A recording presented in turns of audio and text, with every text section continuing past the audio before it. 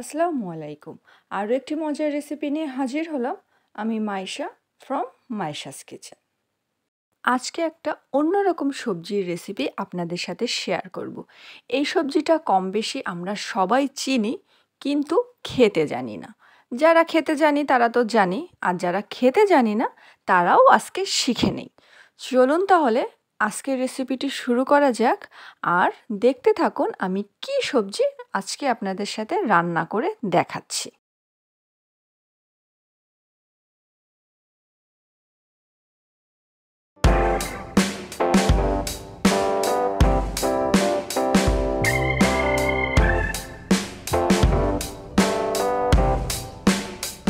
হ্যাঁ, এটাই সেই সবজি যেটা আজকে আপনাদেরকে রান্না করে দেখানো হবে।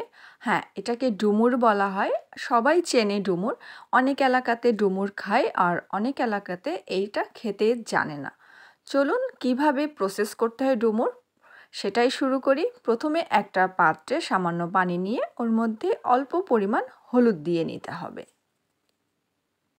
তারপরে খুব ভালো করে পানির সাথে হলুদটা মিশিয়ে নিতে হবে। এখন ডুমুর কাটার জন্য একটা বটি নিয়ে নিতে হবে, আর ডুমুরের উপরের যে অংশটা সেটা নিয়ে নিতে হবে। ডুমুরের ভিতরে কিন্তু বিচি থাকে, ছোট ছোট গুড়ি গুড়ি বিচি থাকে, ওইটা নিতে হবে না। আর এই ডুমুরটা হচ্ছে ছিলতেও হয় না, উপরের খোসা সহই নিয়ে নিতে হয়। চারপাশ থেকে ঘুরিয়ে ঘুরিয়ে কেটে নিয়ে নিতে হয়। এই যে আপনারা কাটার প্রসেসটা দেখলেই বুঝতে পারছেন যে কিভাবে নেওয়া হয়েছে। চারপাশ থেকে ডুমুরের অংশটা নিয়ে নিতে হবে, আর বিচিটা ফেলে দিতে হবে। আর সরাসরি কেটেই ওই হলুদ পানির মধ্যে রাখতে হবে, যাতে করে ডুমুরের যে কষটা আছে সেটা বের হয়ে আসে। ডুমুর কাটার পর একটা চুলায় একটা পাত্র বসিয়ে তার মধ্যে সামান্য লবণ আর সামান্য হলুদ দিয়ে খুব ভালো করে ফুটিয়ে নিতে হবে। আর হলুদ পানির মধ্যে যেহেতু ডুমুরটা ভেজানো ছিল, সেটা খুব সুন্দর করে কষলে কষলে ধুয়ে নিতে হবে কয়েকবার। খুব সুন্দর করে ধুয়ে একটা ডালায় পানি ঝরার জন্য রেখে দিতে হবে। আর এদিকে পানিটাও ফুটে যাবে, তার মধ্যেই দিয়ে দিতে হবে ডুমুর। দিয়ে বেশ মিনিট খানিক খুব ভালো করে একটু ভাপ দিয়ে নিতে হবে। এতে করে ডুমুরের যে এক্সট্রা কষ থাকবে বা যে একটা কষের ভাপ থাকবে সেটা বের হয়ে যাবে, আর ডুমুর রান্না করতেও সুবিধা হবে। মিনিট খানিক ভাপ দিয়ে নিয়ে তারপরে হচ্ছে পানি ঝরিয়ে সাথে সাথে আবার ঠান্ডা পানি দিয়ে সেটা ধুয়ে ফেলতে হবে, যাতে করে হচ্ছে অতিরিক্ত সিদ্ধ না হয়ে যায়, আর ডুমুরের যে স্বাদটা সেটাও বজায় থাকে। সিদ্ধ করা হয়ে গেলে একটা পাত্রে রেখে দিয়ে তাড়াতাড়ি করে চলে যেতে হবে চুলায়। চুলায় যেয়ে কড়াইতে বেশ খানিকটা তেল দিয়ে তেলের মধ্যে তেজপাতা, দারচিনি, এলাচ আর সামান্য একটু আস্ত জিরা দিয়ে হালকা ভাজা তেলের মধ্যে নাড়াচাড়া করেই দিয়ে দিতে হবে চিংড়ি মাছ। এই ডুমুর আপনারা যে কোনো মাছ দিয়ে বা মাছ ছাড়াও খেতে পারেন। চিংড়ি মাছের মধ্যেই দিয়ে দিতে হবে পেঁয়াজ কুচি আর আস্ত শুকনো মরিচ ফালি দিয়ে একটু লাল করে ভেজে নিতে হবে।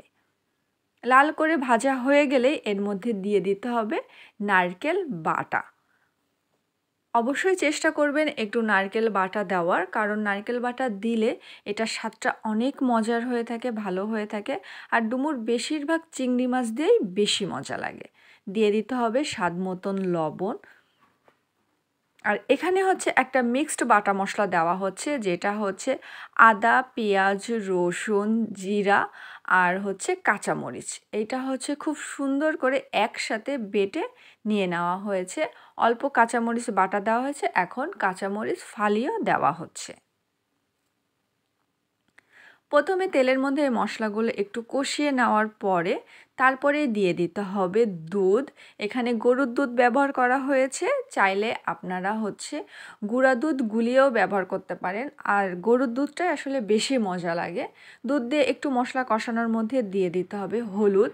মশলা ভালো করে কষানো হয়ে গেলে এখন সিদ্ধ করে রাখা যে ডুমুরটা ছিল, মানে পুরাপুরি সিদ্ধ না, হাফ সিদ্ধ করা যে ডুমুরটা আগেই করে রাখা হয়েছিল, সেটা দিয়ে মশলার সাথে এখন খুব ভালো করে কষাতে হবে।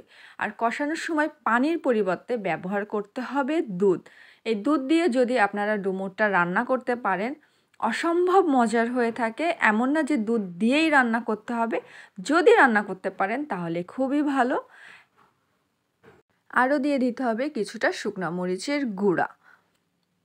দিয়ে এখন সব কিছু খুব ভালো করে কষিয়ে নিতে হবে। আর কষানোর সময় একটু পর পর দুধ ব্যবহার করে কষাতে হবে, যাতে করে স্বাদটা খুবই ভালো হয়ে থাকে। আর এখানে হচ্ছে এটা একটা মিক্সড মশলা ব্যবহার করা হচ্ছে, স্পেশাল মিক্সড মশলা, যেটার রেসিপি আমার অলরেডি চ্যানেলে দেওয়া আছে, আপনারা দেখে নিতে পারেন। তারপরেই খুব ভালো করে এটা হচ্ছে দুধ দিয়ে সব মশলা দিয়ে খুব সুন্দর করে কষিয়ে নিতে হবে। খুব ভালো করে কষানোর পর এখন দিয়ে দিতে হবে বেশ পরিমাণ পানি বাকিটুকু সিদ্ধ হওয়ার জন্য। এখানে হচ্ছে আপনারা কষানোর সময় চাইলে পানিও ব্যবহার করে কষাতে পারেন, কিন্তু যদি পারেন দুধ ব্যবহার করতে তাহলে টেস্টটা আরও অনেক মজার হয়ে থাকে। এখন পরিমাণ মতো পানি দিয়ে খুব ভালো করে সিদ্ধ করে নিতে হবে ঢাকনা দিয়ে ঢেকে সিদ্ধ করে নেওয়ার পরে এই যে খুব ভালো করে পানিও শুকিয়ে গিয়েছে, আমাদের রান্নাও শেষ। এখন নামানোর একটু আগে আরও 2টা উপকরণ দিতে হবে। প্রথমেই দিয়ে দিতে হবে বেশ পরিমাণ ঘি। এই ঘিটা দিলে এত সুন্দর একটা ফ্লেভার তৈরি হয়ে যায়, মানে অসম্ভব মজার হয়ে থাকে। আরও দিয়ে দিতে হবে কিছুটা ভাজা জিরার গুঁড়া। হ্যাঁ, এটা গরম মশলার গুঁড়া না, এটা হচ্ছে ভাজা জিরার গুঁড়া। এই যে ভাজা জিরার গুঁড়া দিয়ে ঘি আর ভাজা জিরার গুঁড়া এই দুইটা হচ্ছে নামানোর একটু আগে দিয়ে খুব ভালো করে নামিয়ে পাত্রে উঠিয়ে নিয়ে গরম গরম পরিবেশন করতে হবে। এই যে রান্না শেষ, এখন হচ্ছে চুলা থেকে একটা পাত্রের মধ্যে উঠিয়ে নিতে হবে, যাতে করে খুব সুন্দরভাবে গরম গরম পরিবেশন করা যায়।